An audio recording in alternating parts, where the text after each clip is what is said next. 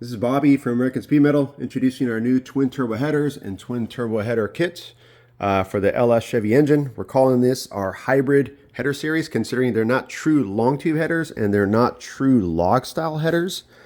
We also came up with a design after building custom turbo kits for our customers and running into small issues such as coil placement, spark plug interference, steering shaft.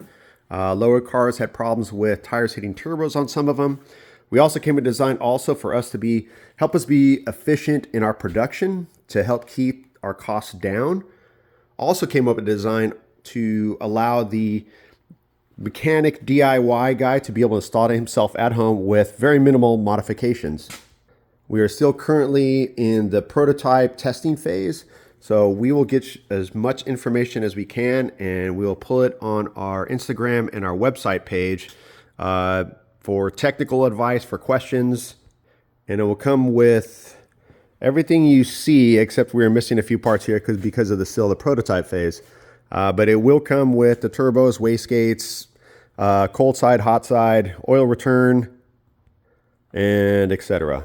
Like I said, we'll put it on our Instagram and our website, and we'll keep you updated in the next couple of days as we do more of our testing and more of our research part of it, just to making sure we put out a good product.